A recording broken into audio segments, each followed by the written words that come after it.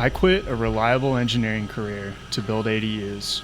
If you saw my last video, then you know it was one of the hardest and best decisions I've ever made. California has passed a wave of laws to make permitting easier for homeowners. But is it enough? With labor and materials at all-time highs, even people with equity can't make the numbers work. After building my first one, I get why. These things ain't gonna build themselves. Now I'm diving into my second ADU, and I want to show you everything I've learned. Whether you're a pro, a DIYer, or a homeowner trying to figure it all out. If you like what you see and you want to see more, please just like or subscribe or even maybe comment on this video, and that's super helpful for me and helpful for my channel. So thanks for watching and enjoy the show. All right, so it's about 9:15. Our T-man just left and we are all disconnected from our weatherhead here. Shout out to Dustin, man. He was like the coolest T-man I have ever worked with.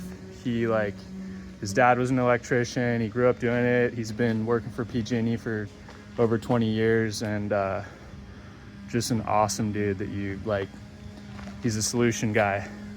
So happy to be working with him.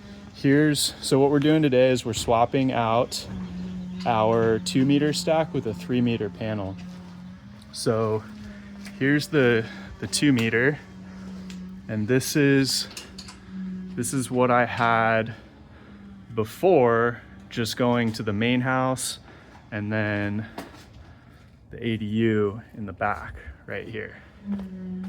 So when I built this ADU originally, the laws were kind of written in a way where you got one ADU and that was it. So I never expected that I would be adding a meter. Well, the laws changed. I had such a good experience with that one, and I'm now building a 1,000 square foot ADU downstairs in this house. So 2 meters is not enough. We're required by the city to have a meter for each unit. It's not a PG&E requirement, it's a city requirement.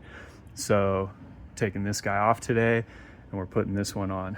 Now, this process has been, there's been some ups and downs, and this little hole right here is where there used to be a water spigot. Now, I was all ready to go 2 months ago. We had this panel. Pete and I were up early. We had the T-man scheduled with PG&E to disconnect us, swap the panel over, and the guy came out, and I had my water spigot and riser going down to the street right here. And he was like, I'm not swapping your panel out. I'm liable if anything. It's not allowed by the Green Book. Well, I had been through the code with the guys in the office. We talked about this at length, and I found an exception. It was an update to the 2023 Green Book. And it was literally written by PG&E, like if it's pre-existing, it's okay. And the guy was just like not having it. I was like fighting with this T-man, nicely trying to persuade him that the interpretation of the code should have been that it's okay to have that. Well, regardless, we had to rip up all these pavers.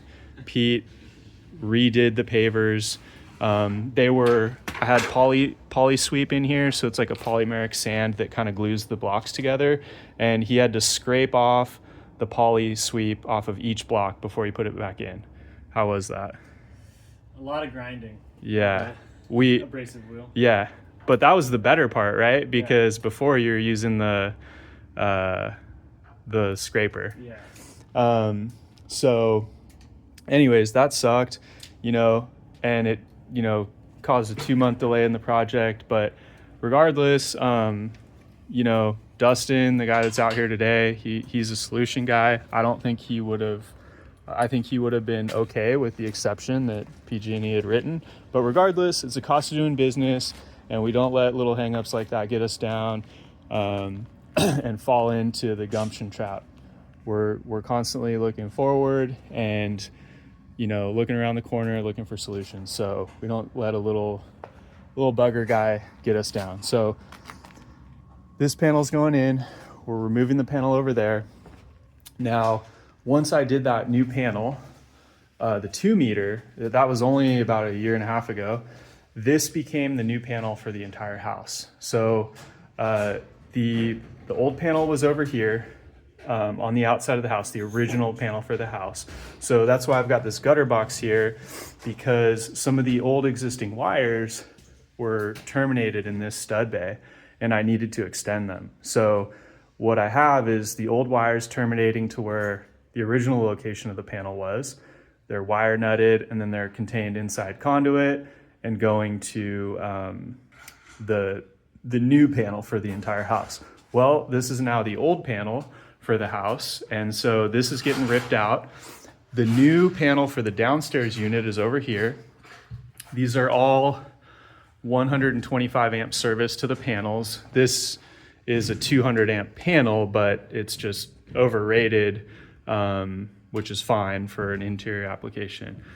You can't overrate your bus on the service from the street, but I guess that's another discussion. So anyways, we're about done with this panel here. This one's gonna get abandoned completely. And then the panel for the upstairs unit, let me show you where that is. Well, I guess you can just take my word for it. I landed it on the same wall, and this is actually the bedroom for the upstairs, the master bedroom, the only bedroom. And it's on the same wall that Pete's working on. So we cut out a bunch of drywall, we put that panel in there, and we've got this SCR cable. So there's a SCR cable that comes down from the upstairs, and that is going to feed through the wall into our new 3 meter panel. And then there's the SCR cable, I guess it's this one, that comes from the panel over here. And that is also gonna go through the wall to the 3 meter stack. And lastly,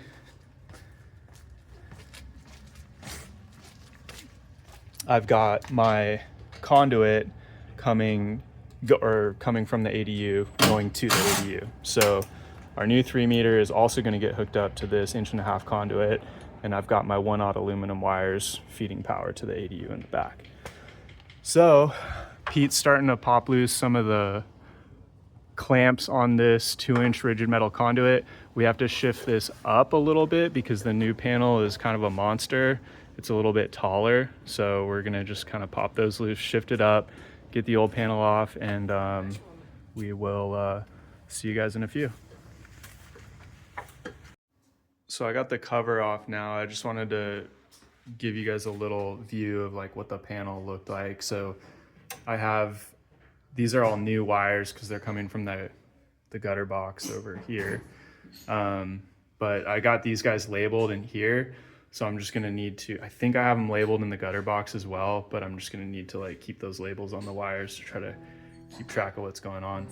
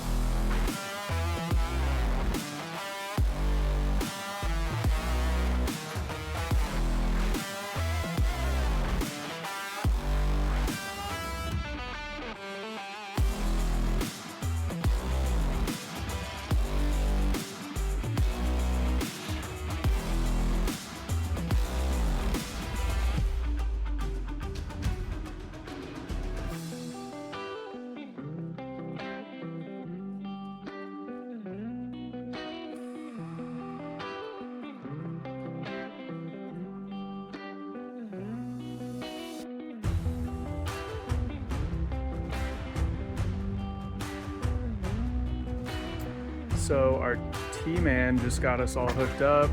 We were able to shift this 2-inch metal conduit up a little bit for this new panel. I had to put this jog in here just to get it over because this thing's so burly. It's a lot wider than the older panel, but before inspection, I had to have the box grounded, and that's all he cared about. So once I got these 2 ground wires hooked up to the bus here, the inspector came out and was able to put the stickers on. So that's good. This is now live. We're all hooked up. So I'm hooking up the SER cable and basically all the power to all the units right now. So just wanted to capture that. We were rushed. I wanted to show you guys in here, but this is 4/0 aluminum, and I kind of looped it and have that bolted to the bus. And then on the inside, you can see we got these cables going through. Pete's putting some clamps on the SER cable, so it's secured. I think it's within 12 inches or something of going into the panel, but got all the old stuff off. We got to put a little gutter box to extend some wires down here, and then we're going to be able to turn on the upstairs and get that live, and turn on the ADU in the back, get that live. We're waiting on this one because our panel isn't fully installed yet. But so we got this 3-meter stack panel installed. Went pretty smoothly, just was a long day. One thing I'm pretty happy with is how this guy turned out. Did have to drill a hole, but I've got silicone sealing it on the inside, and then I'm gonna do a Sikaflex on the outside so it can be paintable if I want to paint the house down the road. Got the watertight fitting, and yeah, all the meters are in, and I'm working on the panel for the new unit right now. So first thing, I'm stripping these wires. Once the wires enter the panel, they don't need their plastic coating anymore, so it takes up a lot less room. So I'm stripping these guys, and then I'm leaving a little strip for the label so that can stay in the panel. So I'm going to strip these. I did rewire the SER cable. I had it going all the way around, and it's just taking up too much room in the box, so I just did a couple little service loops up here, and I think it's a lot cleaner. Gave it a zip tie or two, and then just remember you gotta clamp this thing, and then I have it clamped up there as well. So yeah, just gonna strip some wires and hook up the breakers today, and then I'll get maybe an outlet or two working down here so we can continue to charge our batteries and stuff like that. So all right, let's do it.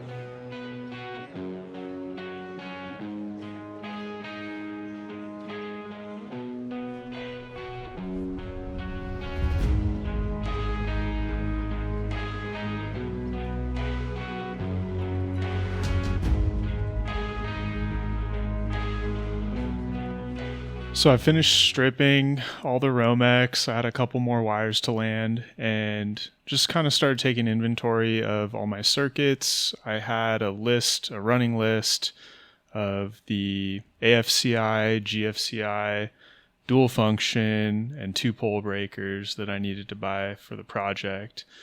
Now, my interpretation of the code in California is that AFCI, which is arc fault breakers, need to be in all areas that are like habitable areas. So bedrooms and living rooms, offices, all need to have AFCI breakers at a minimum.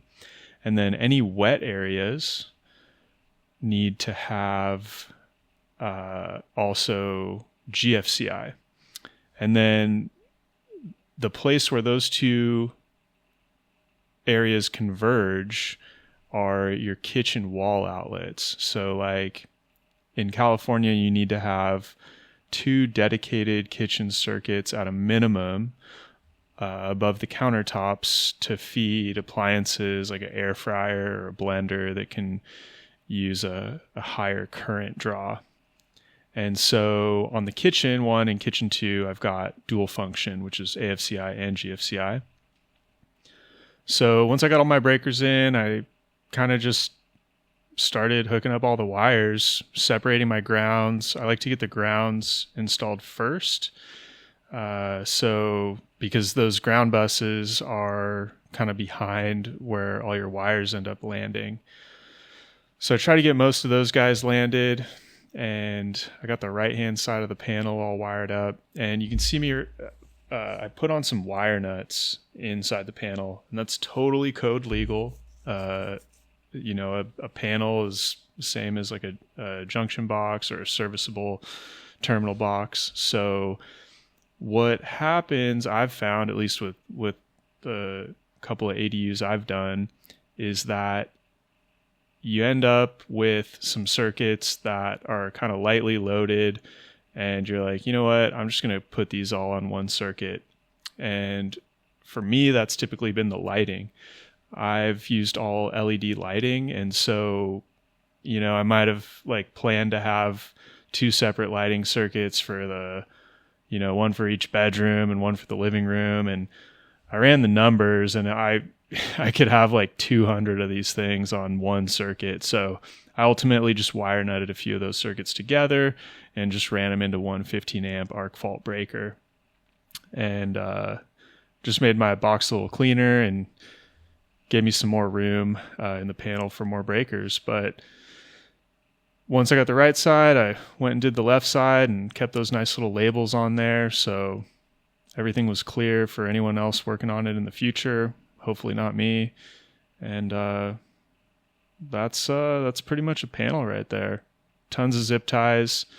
I posted a panel on Reddit once before, and they gave me the seal of approval, but some people commented how I didn't cut the zip ties close enough and that you can cut your knuckles on those things. And so I tried to be aware of that. But overall, I think the panel turned out really nice. Thanks everybody for watching. That's how you upgrade your meter to a code-compliant multifamily meter stack in California. If you like the video, please leave me a like or subscribe, and I try to respond to all the comments. Again, thanks so much, and I'll see you next time.